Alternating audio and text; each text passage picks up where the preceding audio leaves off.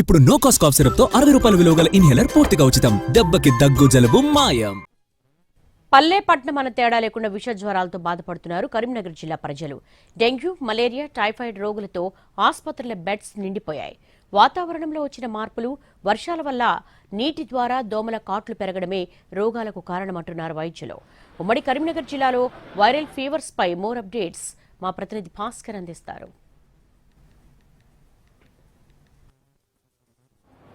ఉమ్మడి కరీంనగర్ జిల్లా వ్యాప్తంగా విష జ్వరాలు విజృంభిస్తూ ఉన్నాయి. ఒకవైపు సీజనల్ వ్యాధులకు తోడుగా డెంగ్యూ, తర్వాత మలేరియా లాంటి వ్యాధులతోటి ప్రజలైతే అల్లాడుతూ ఉన్నారు. ఒక ప్రైవేట్ ఆసుపత్రులు, ప్రభుత్వ ఆసుపత్రులు, పిహెచ్సీలు అనే తేడా లేకుండా అన్ని ఆసుపత్రులు కూడా కిటకిటలాడుతున్న సిచ్యువేషన్ ఉంది. మనం ప్రస్తుతం జిల్లా కేంద్రంలోని ప్రధాన ఆసుపత్రిలో ఉన్నాం. ఈ ప్రధాన ఆసుపత్రిలో అన్ని 2 వార్డులు కూడా పూర్తిగా రోగులతో నిండిపోయిన పరిస్థితి కనబడుతోంది. మనతో పాటు ఒక పేషెంట్ ఉన్నారు, ఆయన అడిగి తెలుసుకుందాం. బ్రదర్, ఎక్కడి నుంచి వచ్చారు? సుందరాబాద్ నుంచి. ఏమైంది? జ్వరము అండ్ మోషన్స్. ఎన్ని రోజులైంది? 4 రోజులు అవుతుంది. 4 రోజులు అడ్మిట్. అంటే అక్కడ చూపెట్టుకుని డైరెక్ట్ ఇక్కడికి వచ్చారు? అక్కడ చూపెట్టుకున్నాం కానీ అక్కడ బెడ్స్ లేవు. ఇక్కడ బెడ్స్ కాల్ లేక ఇక్కడికి వచ్చాం. మీరు ఎక్కడి నుంచి వచ్చారమ్మా? చెప్పదండి. ఏమైంది? టైఫాయిడ్ జ్వరం వచ్చింది. టైఫాయిడ్ జ్వరమా? ఎన్ని రోజులైంది? ఆయనకు ఒక 4 రోజులు వస్తే తీసుకొచ్చినాక జాయిన్ చేసుకున్నారు. ఇప్పటికి 5 రోజులు అవుతుంది. 5 రోజులు. మనతో పాటు ఆసుపత్రి సూపరింటెండెంట్ వీరారెడ్డి ఉన్నారు, ఆయన అడిగి తెలుసుకుందాం. సార్ చెప్పండి, అసలు ఎట్లా ఉంది సార్ పొజిషన్ ఈ విష జ్వరాలకు సంబంధించి? మనకి ఇప్పుడు వర్షాకాలం వస్తే మనకి కామన్గా కొన్ని జ్వరాలు అనేవి కామన్గా వస్తాయండి. ఒకటి వెక్టార్ బార్న్, ఒకటేమో ఈ కంటామినేటెడ్ వాటర్ కానీ ఫుడ్ కానీ తీసుకోవడం వల్ల వస్తాయి.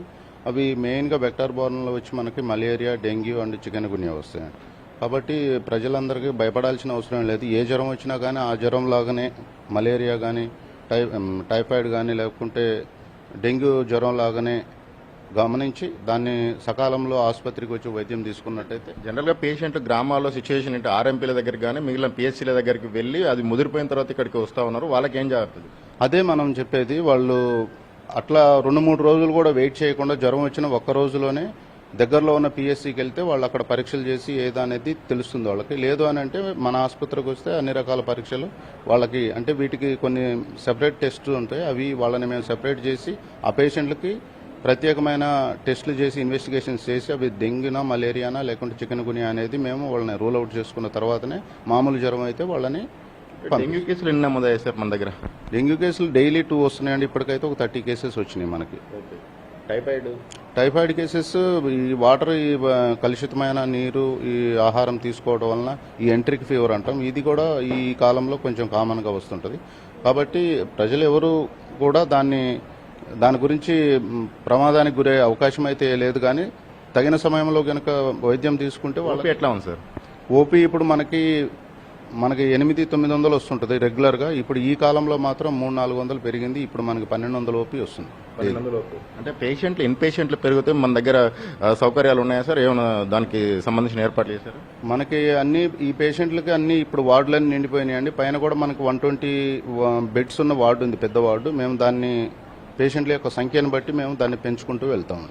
మొత్తానికి సార్ ఇప్పుడు డెంగ్యూ కేసులు అనేవి పిఎస్సీలో నమోదవుతున్నాయి, ఇక్కడ నమోదవుతున్నాయి, చికెన్ గున్యాలు వస్తున్నాయి, ఆ తర్వాత ఈ వైరల్ ఫీవర్లు, ఈ సీజనల్ వ్యాధులు అన్నిటికీ సంబంధించి అసలు ఎందుకు కారణాలు ఏంటి సార్? వాతావరణం మార్పేనా, ఇంకా ఏదైనా కారణం ఉందా?